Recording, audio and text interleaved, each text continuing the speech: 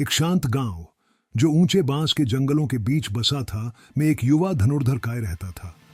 तीरंदाजी के प्रति उसका जुनून पौराणिक था। उसके तीर अचूक सटीकता के साथ अपना निशाना ढूंढते थे।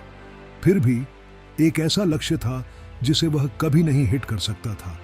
बुलसे के केंद्र में चित्रित एक छोटा लाल बिंदु। काय ने अथक प्रशिक्षण लिया। उसकी मांसपेशियां तनावग्रस्त हो गईं। उसका दिमाग केंद्रित हो गया। वह घंटों अभ्यास करता था। उसके तीर हवा में गुनगुनाते थे, लेकिन लाल बिंदु मायावी बना रहा। निराशा ने उसे कुतर दिया और संदेह उसके दिल में रेंगने लगा। एक दिन एक बुद्धिमान वृद्ध जैन गुरु गांव का दौरा किया। काय की दुविधा के बारे में सुनकर गुरु ने मदद करने की पेशकश की। उसने काय को थोड़ी देर अभ्यास करते देखा, फिर पूछा, आप लाल बिंदु को हिट करने पर इतना ध्यान क्यों केंद्रित है? काय ने जवाब दिया, यह अंतिम लक्ष्य है, तीरंदाजी का चरम। गुरु मुस्कुराया, शायद, लेकिन क्या होगा अगर लक्ष्य लाल बिंदु नहीं है? क्या होगा अगर लक्ष्य यात्रा ही है? काय हैरान था। यात्रा?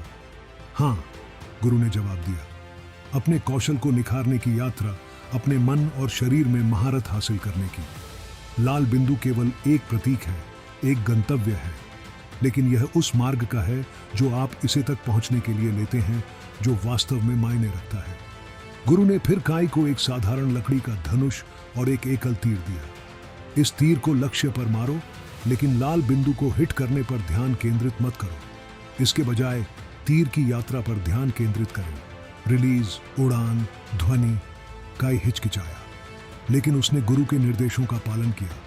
उसने धनुष खींचा, अपनी मांसपेशियों में तनाव महसूस किया और तीर छोड़ा। तीर हवा में चढ़ गया और लक्ष्य पर लगा, ठीक लाल बिंदु पर। काय चकित था।